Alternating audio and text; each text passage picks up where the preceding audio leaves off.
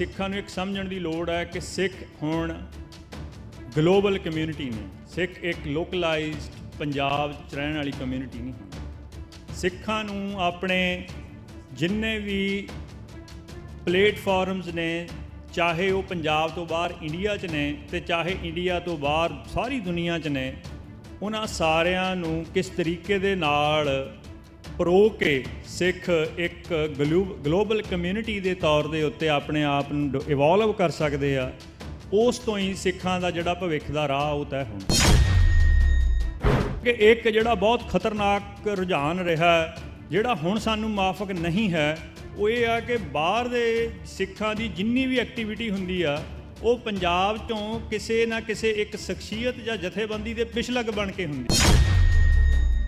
ਇਹ ਕੋਈ ਬਹੁਤੀ ਮਾਫਕ ਸਟ੍ਰੈਟਜੀ ਨਹੀਂ ਸਾਡੇ ਲਈ ਰਹੀ, ਕਿਉਂਕਿ ਪੰਜਾਬ ਦੇ ਵਿੱਚ ਅਲਟੀਮੇਟਲੀ ਜੋ ਵੀ ਉੱਥੇ ਸਟਰਕਚਰ ਚੱਲ ਰਿਹਾ ਉਹ ਇੰਡੀਆ ਦੀ ਗਵਰਨਮੈਂਟ ਦੀ ਡੋਮੀਨੇਸ਼ਨ ਦੇ ਅੰਦਰ ਹੈ। ਕਿਸੇ ਨੂੰ ਅਹੁਦਿਆਂ ਦਾ ਲਾਲਚ ਪੈ ਜਾਂਦਾ, ਕਿਸੇ ਨੂੰ ਉਹਦੀ ਕੋਈ ਕਮਜ਼ੋਰੀ ਪਕੜ ਲੈਂਦੇ, ਉਹ ਜਿਹੜਾ ਕਿਸੇ ਤਰੀਕੇ ਨਾਲ ਆਏ ਉਹਨੂੰ ਜੇਲ੍ਹ 'ਚ ਪਾ ਦਿੰਦੇ। ਸੋ ਉਸ ਦੇ ਨਾਲ ਜੋ ਸਾਰੀ ਬਾਹਰ ਵਾਲੀ ਮੂਵਮੈਂਟ ਉਹ ਸੀਜ਼ ਹੋ ਜਾਂਦੀ। ਇਸ ਵਕਤ ਦੁਨੀਆ ਦੇ ਵਿੱਚ ਜਿਹੜੀ ਸਭ ਤੋਂ ਵੱਡੀ ਥ੍ਰੈਟ ਮੰਨੀ ਜਾਂਦੀ ਆ ਉਹ ਡਿਸਇਨਫੋਰਮੇਸ਼ਨ ਅਤੇ ਮਿਸਇਨਫੋਰਮੇਸ਼ਨ ਦੀ। ਗਲੋਬਲੀ ਇਹ ਮੰਨਿਆ ਜਾਂਦਾ ਕਿ ਕਲਾਈਮੇਟ ਚੇਂਜ ਹੈ, ਇਹਦੀ ਇੱਕ ਬਹੁਤ ਵੱਡੀ ਥ੍ਰੈਟ ਹੈ, ਨਿਊਕਲੀਅਰ ਵਾਰ ਦੀ ਬਹੁਤ ਵੱਡੀ ਥ੍ਰੈਟ ਹੈ। ਇਹ ਕੁਝ ਸਮੇਂ ਬਾਅਦ ਵਾਪਰਨ ਵਾਲੀਆਂ ਨੇ, ਬਟ ਨਾਰਮਲੀ ਜਿਹੜੀ ਮਿਸਇਨਫੋਰਮੇਸ਼ਨ ਅਤੇ ਡਿਸਇਨਫੋਰਮੇਸ਼ਨ ਦੀ ਵਾਰ ਹੈ ਉਹ ਲਗਾਤਾਰ ਹੀ ਚੱਲ ਰਹੀ ਹੈ। ਉਹ ਵਾਰ ਦੁਨੀਆ ਦੀਆਂ ਸਭ ਤੋਂ ਸਟਰੋਂਗ ਸਟੇਟਸ ਦੇ ਕੋਲੋਂ, ਜਿਨ੍ਹਾਂ ਨੇ ਇਹ ਚੀਜ਼ਾਂ ਪੈਦਾ ਕੀਤੀਆਂ, ਉਹਨਾਂ ਕੋਲ ਵੀ ਰੁਕ ਨਹੀਂ ਰਹੀ ਹੈ। ਇੰਗਲੈਂਡ 'ਚ ਤੁਸੀਂ ਦੇਖਿਆ ਹੋਣਾ ਪਿਆ, ਤੇ ਹੁਣੇ ਦੰਗੇ ਹੋ ਕੇ ਹਟੇ ਨੇ, ਉਹ ਡਿਸਇਨਫੋਰਮੇਸ਼ਨ ਵਾਰ ਦਾ ਸਿੱਟਾ ਸੀ। ਇੰਡੀਆ ਦੇ ਵਿੱਚ ਜਿੱਥੇ ਅਸੀਂ ਹਾਂ ਜਾਂ ਸਿੱਖ ਹਾਂ, ਜਿਨ੍ਹਾਂ ਦੇ ਕੋਲ ਇਸ ਪਲੇਟਫਾਰਮ ਦਾ ਕੋਈ ਕੰਟਰੋਲ ਨਹੀਂ ਹੈ, ਉਹਨਾਂ ਦੇ ਡਿਸੀਜਨਸ, ਉਹਨਾਂ ਦੇ ਲੀਡਰਸ ਜਾਂ ਉਹਨਾਂ ਦੀ ਹਿਸਟਰੀ ਦੀ ਮਿਸਇੰਟਰਪ੍ਰੀਟੇਸ਼ਨ ਇਹਦੇ ਰਾਹੀਂ ਕਿਸ ਹੱਦ ਤੱਕ ਕੀਤੀ ਜਾ ਸਕਦੀ, ਤੁਸੀਂ ਅੰਦਾਜ਼ਾ ਲਾਓ। ਜੋ ਘਟਨਾਵਾਂ ਦੇ ਬਾਰੇ ਵਿਆਖਿਆ, ਜੋ ਬੰਦਿਆਂ ਦੇ ਬਾਰੇ ਗੱਲਬਾਤ, ਉਸ ਤੋਂ ਬਿਲਕੁਲ ਉਲਟ ਚੀਜ਼ਾਂ ਸਾਰਿਆਂ ਦੇ ਬੈਠਿਆਂ ਜੀਂਦਿਆਂ ਜੀ ਸਥਾਪਿਤ ਕੀਤੀਆਂ ਜਾ ਰਹੀਆਂ। ਸਾਡੀ ਸਭ ਤੋਂ ਵੱਡੀ ਸਟਰੈਂਥ ਰਾਜ ਲੈਣ ਲਈ ਸਾਡੀ ਖਾੜਕੂ ਮੂਵਮੈਂਟ ਹੈ। ਹੋਲਿਸਟਿਕਲੀ ਸਾਰੀਆਂ ਖਾੜਕੂ ਮੂਵਮੈਂਟ ਦੀਆਂ ਚੀਜ਼ਾਂ ਨੂੰ ਤੁਸੀਂ ਨਹੀਂ ਡਿਫੈਂਡ ਕਰੋਗੇ, ਜੇ ਤੁਹਾਡੀ ਖਾੜਕੂ ਮੂਵਮੈਂਟ ਹੀ ਧੁੰਦਲੀ ਹੋ ਗਈ, ਤੁਹਾਡੇ ਕੋਲ ਸਟਰਗਲ ਅੱਗੇ ਲੜਨ ਦੇ ਲਈ ਪਲੇਟਫਾਰਮ ਨਹੀਂ ਬਚਣਾ ਹੈ, ਉਹ ਤੁਹਾਡੇ ਪੈਰਾਂ ਤੋਂ ਖਿਸਕ। ਚਵਰ ਛਤਰ ਤਖਤ ਦੇ ਮਾਲਕ ਆਦਿ ਸ੍ਰੀ ਗੁਰੂ ਗ੍ਰੰਥ ਸਾਹਿਬ ਮਹਾਰਾਜ ਜੀ ਦੀ ਨਿੱਘੀ ਗੋਦ ਦੇ ਵਿੱਚ ਜੁੜ ਬੈਠੀ ਸਾਧ ਸੰਗਤ ਜੀ, ਵਾਹਿਗੁਰੂ ਜੀ ਕਾ ਖਾਲਸਾ, ਵਾਹਿਗੁਰੂ ਜੀ ਕੀ ਫਤਿਹ। ਅੱਜ ਜਿੱਥੇ ਅਸੀਂ ਸਿੱਖ ਫੈਡਰੇਸ਼ਨ UK ਦਾ 40ਵਾਂ ਸਥਾਪਨਾ ਦਿਹਾੜਾ ਮਨਾ ਰਹੇ ਹਾਂ, ਇਹ ਇੱਕ ਮੀਲ ਪੱਥਰ ਹੈ ਸਿੱਖਾਂ ਦੀ ਪੋਲੀਟੀਕਲ ਸਟਰਗਲ ਦੇ ਵਿੱਚ। ਜਿਹੜੀ ਪੋਲੀਟੀਕਲ ਸਟਰਗਲ ਸਾਡੀ ਆਜ਼ਾਦੀ ਦੇ ਲਈ ਬੜੇ ਪਿਛਲੇ ਸਮੇਂ ਤੋਂ ਲੜੀ ਆ ਰਹੀ, ਇਸ 40ਵੇਂ ਸਾਲ ਇਹ ਸਮਾਂ ਹੈ ਕਿ ਜਦ ਅਸੀਂ ਸੰਤ ਜਰਨੈਲ ਸਿੰਘ ਜੀ ਖਾਲਸਾ ਪਿੰਡਰਾਂ ਵਾਲੇ,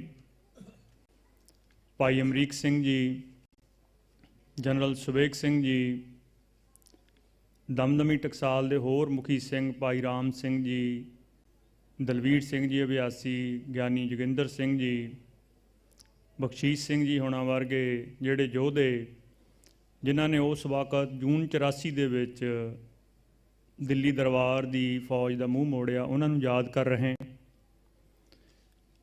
ਅੱਜ ਇਹ ਸਮਾਂ ਹੈ ਕਿ ਅਸੀਂ ਉਹਨਾਂ ਨੂੰ ਵੀ ਯਾਦ ਕਰੀਏ, ਜਿਹੜੇ ਇਸ ਜੰਗ ਦੇ ਵਿੱਚ, ਜਿਹੜੀ ਆਮ ਸੰਗਤ ਜਿਹੜੀ ਇਸ ਜੰਗ ਦੇ ਵਿੱਚ ਦਿੱਲੀ ਦਰਬਾਰ ਨੇ, ਜਿਹੜੇ ਆਮ ਦੁਨੀਆਦਾਰੀ ਦੇ ਜੋ ਵੀ ਪ੍ਰਚਲਿਤ ਮਾਪਦੰਡ ਨੇ ਜੰਗ ਦੇ, ਉਹਨਾਂ ਨੂੰ ਉਲੰਘ ਕੇ ਆਮ ਲੋਕਾਂ ਦਾ ਵੀ ਕਤਲੇਆਮ ਕੀਤਾ। ਅੱਜ ਅਸੀਂ ਉਹਨਾਂ ਨੂੰ ਵੀ ਸਾਨੂੰ ਯਾਦ ਕਰਨਾ ਚਾਹੀਦਾ, ਜਿਹੜੇ ਇਸ ਸਟਰਗਲ ਦੇ ਵਿੱਚ 1978 ਤੋਂ ਭਾਈ ਫੌਜਾ ਸਿੰਘ ਜੀ ਹੁਣਾਂ ਤੋਂ ਲੈ ਕੇ ਬਿਲਕੁਲ ਇਸ ਸਾਲ ਤੱਕ ਭਾਊ ਪਰਮਜੀਤ ਸਿੰਘ ਜੀ ਪੰਜਵੜ ਤੱਕ, ਜਿਨ੍ਹਾਂ ਦੀਆਂ ਸ਼ਹਾਦਤਾਂ ਹੋਈਆਂ ਨੇ ਪਿਛਲੇ ਇਸ 45 ਸਾਲ ਦੇ ਸਮੇਂ ਦੇ ਵਿੱਚ, ਸਾਨੂੰ ਉਹਨਾਂ ਨੂੰ ਵੀ ਯਾਦ ਕਰਨ ਦਾ ਸਮਾਂ। ਇਹ ਉਹ ਵੀ ਸਮਾਂ ਹੈ ਕਿ ਜਦੋਂ ਅਸੀਂ ਉਹਨਾਂ ਨੂੰ ਯਾਦ ਕਰੀਏ ਜਿਨ੍ਹਾਂ ਪਰਿਵਾਰਾਂ ਨੇ, ਜਿਹੜੇ ਸੰਘਰਸ਼ੀਲ ਯੋਧਿਆਂ ਦੇ ਪਰਿਵਾਰ ਸੀਗੇ, ਜਾਂ ਉਹਨਾਂ ਪਰਿਵਾਰਾਂ ਨੇ ਜਿਨ੍ਹਾਂ ਨੇ ਖਾੜਕੂ ਸੰਘਰਸ਼ ਦੇ ਦੌਰਾਨ ਸਾਨੂੰ ਠਾਰਾਂ ਦਿੱਤੀਆਂ, ਸਹਿਯੋਗ ਦਿੱਤਾ ਔਰ ਬੇਹਤਾਸ਼ਾ ਤਸ਼ੱਦਦ ਤੇ ਜਲਾਲਤ ਸਹੀ। ਸਾਡੀਆਂ ਮਾਤਾਵਾਂ, ਭੈਣਾਂ, ਬੀਬੀਆਂ ਜਿਹੜੀਆਂ ਸਾਡੇ ਸੰਘਰਸ਼ੀਲ ਯੋਧਿਆਂ ਦੇ ਪਰਿਵਾਰਾਂ 'ਚੋਂ ਸੀਗੀਆਂ ਜਾਂ ਸਾਡੇ ਸਹਿਯੋਗੀ ਪਰਿਵਾਰਾਂ 'ਚੋਂ ਸੀਗੀਆਂ, ਜਿਹੜੀਆਂ ਸ਼ਾਇਦ ਕਦੇ ਕਿਸੇ ਤਰ੍ਹਾਂ ਇਤਿਹਾਸ ਦਾ ਹਿੱਸਾ ਵੀ ਨਹੀਂ ਬਣਨੀਆਂ, ਉਹਨਾਂ ਨੂੰ ਵੀ ਯਾਦ ਕਰਨ ਦਾ ਇਹ ਸਮਾਂ।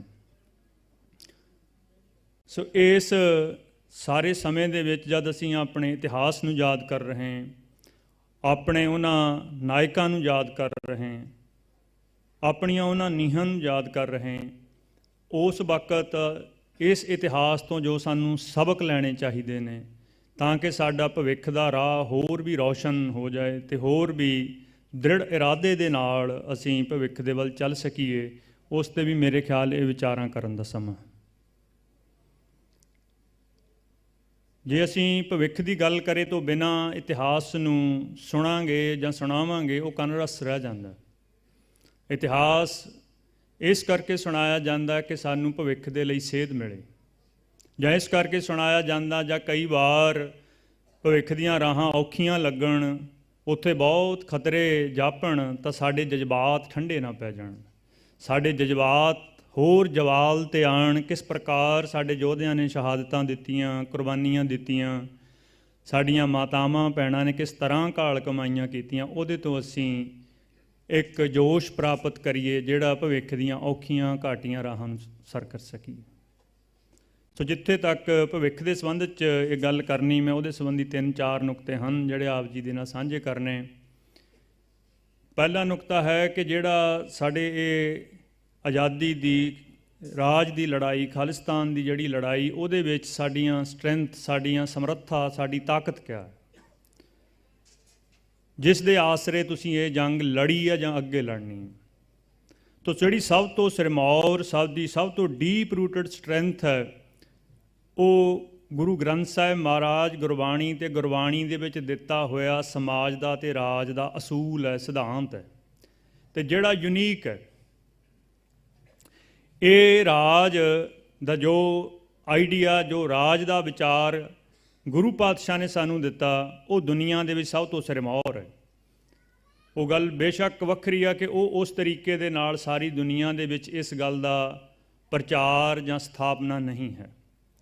ਜਿਸ ਤਰ੍ਹਾਂ ਦਾ ਸਮਾਜ ਦਾ ਆਈਡੀਆ ਬੇਗਮਪੁਰੇ ਦੇ ਨਾਂ ਦੇ ਨਾਲ ਜਿਹੜਾ ਅਸੀਂ ਜਾਣਦੇ ਹਾਂ, ਜਿਹੜਾ ਸਾਂਝੀਵਾਲਤਾ ਦੇ ਉੱਤੇ ਆਧਾਰਿਤ ਸਮਾਜ ਹੋਏ, ਜਿਹਦੇ ਵਿੱਚ ਕਿਸੇ ਵੀ ਪ੍ਰਕਾਰ ਦੀ ਧਰਮ ਕਰਕੇ, ਜਾਤ ਕਰਕੇ, ਰੰਗ ਕਰਕੇ, ਨਸਲ ਕਰਕੇ, ਖਿੱਤੇ ਕਰਕੇ, ਲਿੰਗ ਕਰਕੇ ਕਿਸੇ ਵੀ ਤਰੀਕੇ ਦੇ ਨਾਲ ਕੋਈ ਵਿਤਕਰਾ ਨਹੀਂ ਹੈ, ਕਿਉਂਕਿ ਅਸੀਂ ਸਾਰੀ ਕਾਇਨਾਤ ਨੂੰ, ਇਕੱਲੇ ਮਨੁੱਖਾਂ ਨੂੰ ਨਹੀਂ ਜਾਂ ਇਕੱਲੇ ਜੀਵਾਂ ਨੂੰ ਨਹੀਂ, ਇਹ ਸਾਰੀ ਕਾਇਨਾਤ ਨੂੰ ਉਸ ਅਕਾਲ ਪੁਰਖ ਦਾ ਅੰਸ਼ ਮੰਨਦੇ ਹਾਂ। ਅਤੇ ਜਿਹੜੀ ਸੱਤਾ ਹੈ ਅਤੇ ਜਿਹੜਾ ਸਿਰਮੌਰ ਹੈ, ਉਹ ਅਕਾਲ ਪੁਰਖ ਹੈ। ਅਤੇ ਜੇ ਅਕਾਲ ਪੁਰਖ ਸਾਰਿਆਂ 'ਚ ਰਮਿਆ ਹੋਇਆ ਤਾਂ ਸਾਰੇ ਸਾਡੇ ਲਈ ਬਰਾਬਰ ਨੇ।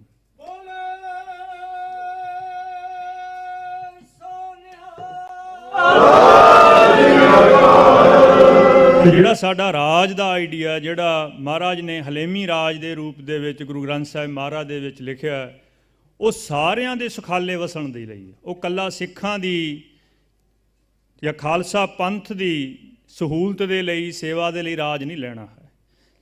ਸਾਡੇ ਪੁਰਾਤਨ ਅਕਾਲੀ ਸਿੰਘਾਂ ਦਾ, ਜਿਹੜੇ ਸਾਡੇ ਬਜ਼ੁਰਗ ਹੋਏ, ਉਹਨਾਂ ਦਾ 18ਵੀਂ ਸਦੀ, ਜਿਨ੍ਹਾਂ ਨੇ ਸਭ ਤੋਂ ਪਹਿਲੀ ਵਾਰ ਖਾਲਸਾ ਰਾਜ ਸਥਾਪਿਤ ਕੀਤਾ, ਉਹ ਸਪਸ਼ਟ ਰੂਪ 'ਚ ਨਾਅਰਾ ਲਾਉਂਦੇ ਸੀਗੇ, ਦੇਗੋ ਤੇਗੋ ਫਤਿਹੋ ਨੁਸਰਤ ਬੇਦਰੰਗ, ਕਿ ਦੇਗ ਦੀ, ਤੇਗ ਦੀ ਫਤਿਹ ਤੇ ਸਹਾਇਤਾ ਕੁੰਮਕ ਬਿਨਾਂ ਕਿਸੇ ਰੁਕਾਵਟ ਤੋਂ, ਬਿਨਾਂ ਕਿਸੇ ਦੇਰ ਤੋਂ, ਹਰੇਕ ਦੇ ਲਈ। ਹਮ ਅਕਾਲੀ ਸਭ ਕੇ ਬਾਲੀ, ਕਿ ਅਸੀਂ ਸਾਰਿਆਂ ਦੇ ਰਾਖੇ ਹਾਂ। ਇਸ ਤਰ੍ਹਾਂ ਦਾ ਰਾਜ ਦਾ ਆਈਡੀਆ ਅਜੇ ਤੱਕ ਸਪਸ਼ਟ ਰੂਪ ਦੇ ਵਿੱਚ ਕਿਹਾ ਬੇਸ਼ੱਕ ਕਿਸੇ ਨੇ ਹੋਣਾ ਹੈ ਅਤੇ ਲਾਗੂ ਨਹੀਂ ਹੋਇਆ ਹੈ ਕਿਸੇ ਤੋਂ। ਤਾਂ ਉਹ ਮਹਾਰਾਜ ਦੀ ਕਿਰਪਾ ਦੇ ਨਾਲ, ਕਿਉਂਕਿ ਇਸ ਪ੍ਰਕਾਰ ਦਾ ਸਮਾਜ ਦਾ ਜਿੱਥੇ ਸਾਰੇ ਸਾਂਝੀਵਾਲ ਹੋਣ, ਜਿਹੜਾ ਹਲੇਮੀ ਰਾਜ ਆਪਣੇ ਲਈ ਨਹੀਂ ਦੂਜਿਆਂ ਲਈ ਹੋਵੇ, ਕਿਉਂਕਿ ਇਹ ਗੁਰੂ ਖਾਲਸਾ ਪੰਥ ਇਸ ਤਰ੍ਹਾਂ ਦੇ ਰਾਜ ਤੇ ਸਮਾਜ ਦੇ ਆਈਡੀਏ ਦਾ ਕਸਟੋਡੀਅਨ ਹੈ। ਗੁਰੂ ਪੰਥ ਗੁਰੂ ਆਪਣੇ ਲਈ ਨਹੀਂ, ਗੁਰੂ ਸਰਬੱਤ ਦੇ ਭਲੇ ਦੇ ਲਈ ਕਾਰਜ ਕਰਦਾ। ਦੂਜੇ ਲਈ ਰਾਜ ਕਰਨ ਦੇ ਲਈ ਘਾਲ ਕਮਾਈ ਕਰਨੀ, ਦੂਜੇ ਦੇ ਸਹੂਲਤ ਦੇ ਲਈ ਕੁਰਬਾਨੀ ਕਰਨੀ, ਇਸ ਤਰ੍ਹਾਂ ਦੇ ਮਨੁੱਖ ਗੁਰਬਾਣੀ ਗੁਰਮਤਿ ਦੇ ਗਾਡੀ ਰਾਹ 'ਤੇ ਚੱਲਦਿਆਂ ਹੀ ਸਿਰਜੇ ਜਾ ਸਕਦੇ। ਕਿਉਂਕਿ ਰਾਜ ਜਾਂ ਸਮਾਜ ਚਲਾਉਣਾ ਤਾਂ ਆਖਰ ਮਨੁੱਖਾਂ ਨੇ ਹੁੰਦਾ ਨਾ। ਦੁਨੀਆ ਦੇ ਵਿੱਚ ਬੜੇ ਰਾਜ ਦੇ ਆਈਡੀਏ ਨੇ, ਵੈਸਟ ਦੇ ਕੋਲ ਬੜੀ ਤਰ੍ਹਾਂ ਦੇ ਆਈਡੀਏ ਨੇ, ਪਰ ਉਹਨਾਂ ਕੋਲ ਆਦਰਸ਼ ਮਨੁੱਖ ਸਿਰਜਣ ਦਾ ਆਈਡੀਆ ਨਹੀਂ ਹੈ। ਜਿਸ ਆਈਡੀਏ ਨੇ ਇਸ ਤਰ੍ਹਾਂ ਦੇ ਰਾਜ ਤੇ ਸਮਾਜ ਚਲਾਣੇ ਨੇ ਜਿਹੜੇ ਸਰਬੱਤ ਦੇ ਭਲੇ ਦੀ ਪ੍ਰਥਾਏ ਚੱਲਣ। ਸੋ ਮਹਾਰਾਜ ਨੇ ਸਾਡੇ ਤੇ ਕਿਰਪਾ ਕੀਤੀ, ਅਸੀਂ ਪਾਤਸ਼ਾਹ ਦੇ ਦਰ ਘਰ ਦੀ ਸੇਵਾ ਦੇ ਲਾਇਕ ਹੋਏ, ਸਿੱਖੀ ਦੇ ਵਿੱਚ ਆਏ। ਪਾਤਸ਼ਾਹ ਨੇ ਸਾਡੇ ਤੇ ਕਿਰਪਾ ਕਰਕੇ ਸਾਨੂੰ ਚੁਣਿਆ ਗੁਰੂ ਘਰ ਦੀ ਇਸ ਤਰ੍ਹਾਂ ਦੇ ਉੱਚੇ ਆਦਰਸ਼ਾਂ ਦੇ ਪ੍ਰਥਾਏ ਕੁਛ ਤਿਲ ਫੁੱਲ ਸੇਵਾ ਕਰਨ ਲਈ। ਸੋ ਇਸ ਪ੍ਰਕਾਰ ਦਾ ਜਿਹੜੀ ਸਾਡੀ ਸਟਰੈਂਥ ਹੈ, ਉਹ ਮੇਰੇ ਖਿਆਲ ਨਹੀਂ ਹੈ ਦੁਨੀਆ ਦੇ ਵਿੱਚ ਵਿਚਾਰ ਦੇ ਪੱਧਰ 'ਤੇ ਕਿਸੇ ਵੀ ਹੋਰ ਵਰਗ, ਚਾਹੇ ਉਹ ਧਾਰਮਿਕ ਹੈ, ਚਾਹੇ ਉਹ ਪੋਲੀਟੀਕਲ ਹੈ, ਕਿਸੇ ਕੋਲ ਹੈ। ਸੋ ਇਹ ਸਭ ਤੋਂ ਵੱਡਾ ਖਜ਼ਾਨਾ ਹੈ ਸਾਡਾ। ਅਤੇ ਦੂਜੀ ਸਾਡੀ ਸਟਰੈਂਥ ਗੁਰੂ ਖਾਲਸਾ ਪੰਥ ਹੈ। ਉਹ ਪੰਥ ਜਿਸ ਨੇ ਪਿਛਲੇ ਸਾਰੇ ਸਮਿਆਂ ਦੇ ਵਿੱਚ ਸਤਿਗੁਰਾਂ ਦੀ ਓਟ ਦੇ ਸਦਕਾ ਦੁਨੀਆ ਦੀਆਂ ਵੱਡੀਆਂ ਤੋਂ ਵੱਡੀਆਂ ਤਾਕਤਾਂ ਹਰਾਈਆਂ ਨੇ। 18ਵੀਂ ਸਦੀ ਦੇ ਵਿੱਚ ਇੱਕੋ ਵਕਤ ਖਾਲਸਾ ਪੰਥ ਦਿੱਲੀ ਦਰਬਾਰ ਨਾਲ ਲੜ ਰਿਹਾ, ਅਫਗਾਨਾਂ ਨਾਲ ਲੜ ਰਿਹਾ, ਮਰਾਠਿਆਂ ਦੇ ਨਾਲ ਲੜ ਰਿਹਾ ਔਰ ਫਿਰੰਗੀ ਦੇ ਨਾਲ ਲੜ ਰਿਹਾ। ਇੱਕੋ ਵਕਤ 4 ਤਾਕਤਾਂ ਨਾਲ ਲੜ ਕੇ, ਤੇ ਜਿਹੜੀਆਂ ਆਕਾਰ ਦੇ ਰੂਪ ਦੇ ਵਿੱਚ ਤਾਂ ਦੁਨੀਆਦਾਰੀ ਦੇ ਸਾਜ਼ਾਂ ਵਾਜ਼ਾਂ ਦੇ ਰੂਪ 'ਚ, ਫੌਜਾਂ ਦੇ ਰੂਪ 'ਚ ਇਹਨਾਂ ਤੋਂ ਤਕੜੀਆਂ ਨੇ, ਉਹਨਾਂ ਦੇ ਬਾਵਜੂਦ ਉੱਥੇ ਰਾਜ ਸਥਾਪਿਤ ਕਰ ਸਕਿਆ। ਇਹ ਗੁਰੂ ਖਾਲਸਾ ਪੰਥ ਦੀ ਕਰਾਮਾਤ ਹੈ। ਪਰ ਇਸ ਕਰਾਮਾਤ ਪਿੱਛੇ ਉਹਨਾਂ ਦਾ ਗੁਰੂ ਪਾਤਸ਼ਾਹ ਦੇ ਬਚਨਾਂ ਦੇ ਉੱਤੇ ਅਟੱਲ ਵਿਸ਼ਵਾਸ ਹੈ, ਜਿਸ ਦੇ ਸਦਕਾ ਉਹ ਇਹ ਕਰ ਸਕੇ। ਸਾਡੇ ਇਤਿਹਾਸ ਦੇ ਵਿੱਚ ਦਰਜ ਹੈ ਕਿ ਜਦੋਂ ਉਸ ਵਕਤ ਸਿੰਘਾਂ ਨੂੰ ਫਿਰੰਗੀ ਨੇ ਪੁੱਛਿਆ ਕਿ ਤੁਹਾਡਾ ਰਾਜ ਦਾ ਆਧਾਰ ਕਿਆ ਹੈ, ਤੁਹਾਨੂੰ ਕਿਹਨੇ ਰਾਜ ਦੀ ਇਹ ਪਾਤਸ਼ਾਹਤ ਬਖਸ਼ੀ, ਤਾਂ ਉਹਨਾਂ ਨੇ ਬਹੁਤ ਸਪਸ਼ਟ ਕਿਹਾ ਕਿ ਸਿੰਘਨ ਪਾਤਸ਼ਾਹੀ ਸਾਹਿਬ ਸੱਚੇ ਦਈ, ਕਿ ਸਿੰਘਾਂ ਨੂੰ ਪਾਤਸ਼ਾਹੀ ਸੱਚੇ ਪਾਤਸ਼ਾਹ ਨੇ ਦਿੱਤੀ। ਉਹ ਕਹਿੰਦੇ ਕਿ ਹਮਕੋ ਸਤਿਗੁਰ ਰਾਜ ਲਿਖ ਦਿਆ, ਖਾਲਸਾ ਦੇ ਸਿਰ ਭੇਟ ਲਿਆ, ਕਿ ਰਾਜ ਤਾਂ ਸਾਨੂੰ ਪਾਤਸ਼ਾਹ ਨੇ ਲਿਖ ਕੇ ਦਿੱਤਾ ਹੈ ਤੇ ਖਾਲਸੇ ਨੇ ਉਹਦੀ ਭੇਟਾ ਆਪਣਾ ਸਿਰ ਦੇ ਕੇ ਉੱਥੇ ਰਾਜ ਕਰਨਾ। ਕੋਈ ਹੋਰ ਦੁਨੀਆਦਾਰੀ ਦੀਆਂ ਗੱਲਾਂ ਦੇ ਜਾਂ ਹੋਰ ਇਹ ਸਾਰਿਆਂ ਦੇ ਵਿੱਚ ਨਹੀਂ ਆਏ। ਬਹੁਤ ਵਾਰਿਆਂ ਨੇ ਉਸ ਵਕਤ ਦੀਆਂ ਤਾਕਤਾਂ ਨੇ ਸਿੱਖਾਂ ਨੂੰ ਕਿਹਾ ਕਿ ਤੁਸੀਂ ਸਿੱਖੀ ਛੱਡ ਦਿਓ, ਰਾਜ ਲੈ ਲਓ। ਪਰ ਕਿਉਂਕਿ ਉਹਨਾਂ ਸਿੱਖਾਂ ਨੂੰ ਗੁਰੂ ਤੇ ਗੁਰਮਤਿ ਦੇ ਉੱਤੇ ਸਤਿਗੁਰਾਂ ਦੇ ਬਚਨਾਂ 'ਤੇ ਅਟੱਲ ਵਿਸ਼ਵਾਸ ਸੀਗਾ, ਉਹਨਾਂ ਨੇ ਉਹ ਗੁਰੂ ਪਾਤਸ਼ਾਹ ਦੇ ਬਚਨਾਂ ਦੇ ਸਦਕਾ, ਆਪਣੀਆਂ ਸ਼ਹਾਦਤਾਂ ਦੇ ਸਦਕਾ, ਆਪਣੀਆਂ ਘਾਲ ਕਮਾਈਆਂ ਦੇ ਸਦਕਾ ਆਪਣੀ ਤਲਵਾਰ ਦੇ ਜ਼ੋਰ ਨਾਲ ਰਾਜ ਲਿਆ। ਅਤੇ ਉਹ ਖਾਲਸਾ ਪੰਥ ਸਾਡੀ ਦੂਜੀ ਵੱਡੀ ਸਟਰੈਂਥ ਹੈ। ਅਤੇ ਉਸ ਗੁਰੂ ਖਾਲਸਾ ਪੰਥ ਨੇ ਹੀ ਪਿਛਲੇ ਸਮਿਆਂ ਦੇ ਵਿੱਚ ਸੰਤ ਜਰਨੈਲ ਸਿੰਘ ਜੀ ਹੁਣਾਂ ਦੇ ਵੇਲੇ ਤੋਂ ਜਾਂ 78 ਤੋਂ, ਜਦੋਂ ਭਾਈ ਫੌਜਾ ਸਿੰਘ ਜੀ ਹੁਣਾਂ ਦੀ ਜਾਂ ਹੋਰ 13 ਸਿੰਘਾਂ ਦੀ ਸ਼ਹਾਦਤ ਹੋਈ, ਉਸ ਤੋਂ ਜਦੋਂ ਸੰਘਰਸ਼ ਚੱਲਿਆ, ਅਤੇ 84 ਦਾ ਜੋ ਸਾਡੇ 'ਤੇ ਇੱਕ ਵਿਆਪਕ ਮਨੋਵਿਗਿਆਨਕ ਫੌਜੀ ਪੋਲੀਟੀਕਲ ਹਮਲਾ ਹੋਇਆ, ਜਿਹਦੇ ਵਿੱਚ ਉਸ ਵਕਤ ਦੀਆਂ ਦੁਨੀਆ ਦੀਆਂ ਵੱਡੀਆਂ ਤਾਕਤਾਂ ਸ਼ਾਮਲ ਸੀਗੀਆਂ। ਇਕੱਲਾ ਇੰਡੀਆ ਨਾ ਸ਼ਾਮਲ ਹੈ, ਇੱਥੋਂ ਦੀ ਤੁਹਾਡੀ ਸਰਕਾਰ ਸ਼ਾਮਲ ਸੀਗੀ, ਅਤੇ ਕਿਸੇ ਨਾ ਕਿਸੇ ਰੂਪ ਦੇ ਵਿੱਚ ਰਸ਼ੀਆ, ਜਿਹੜਾ ਵੈਸੇ ਇਸ ਵੈਸਟਰਨ ਬਲਾਕ ਤੋਂ ਉਲਟ ਬਲਾਕ ਦੇ ਵਿੱਚ ਸੀਗਾ, ਉਹ ਵੀ ਸ਼ਾਮਲ ਸੀਗਾ। ਮਿੱਤਰੋਖਿਨ ਉਹਨਾਂ ਦਾ ਇੱਕ ਜਸੂਸ ਹੈ, ਉਹਦੀਆਂ ਜਿਹੜੀਆਂ ਲਿਖਤਾਂ ਬਾਹਰ ਕੱਢੀਆਂ ਨੇ, ਉਹਦੇ ਵਿੱਚ ਤੁਸੀਂ ਪੜ੍ਹੋ ਕਿ ਰਸ਼ੀਆ ਵੀ ਕਿਸ ਪ੍ਰਕਾਰ ਨਾਲ ਇਸ ਸਾਰਾ ਹਮਲਾ ਕਰਾਉਣ ਸ਼ਾਮਲ ਸੀਗਾ। ਐਡੇ ਵੱਡੇ ਮਨੋਵਿਗਿਆਨਕ ਹਮਲੇ ਤੋਂ ਬਾਅਦ ਵੀ ਗੁਰੂ ਖਾਲਸਾ ਪੰਥ ਨੇ ਆਪਣੇ ਤਲਵਾਰ ਦੇ ਜ਼ੋਰ ਦੇ ਨਾਲ ਪੰਜਾਬ ਦੇ ਵਿੱਚ, ਜਿੱਥੇ ਨਾ ਜੰਗਲ ਹੈ ਨਾ ਪਹਾੜ ਹੈ, ਕਿਸੇ ਪ੍ਰਕਾਰ ਦੀ ਕੋਈ ਛੁਪਣਗਾਹ ਨਹੀਂ ਹੈ, ਉੱਥੇ ਇਹਨਾਂ ਜ਼ਮਾਨਿਆਂ ਦੇ ਵਿੱਚ ਜਿੱਥੇ ਬੇਅੰਤ ਤਕਨੀਕ ਹੈ, ਉਹਦੇ ਬਾਵਜੂਦ ਉੱਥੇ ਇੱਕ ਬਹੁਤ ਸਫਲ ਇੱਕ ਦਹਾਕੇ ਦੇ ਲਈ ਗੁਰੀਲਾ ਜੰਗ ਲੜ ਕੇ ਦਿਖਾਈ। ਅਤੇ ਉਸ ਜੰਗ ਦੀਆਂ ਜੋ ਪ੍ਰਾਪਤੀਆਂ ਨੇ, ਉਹ ਅੱਜ ਤੱਕ ਦੀਆਂ ਵੀ ਬਾਕੀ ਦੁਨੀਆ ਦੀਆਂ ਜਿਹੜੀਆਂ ਹਥਿਆਰਬੰਦ ਸਟਰਗਲਸ ਨੇ ਉਹਨਾਂ ਤੋਂ ਉਹਨਾਂ ਦੇ ਬਰਾਬਰ ਦੇ ਕਾਰਨਾਮੇ ਨਹੀਂ ਕੀਤੇ ਗਏ।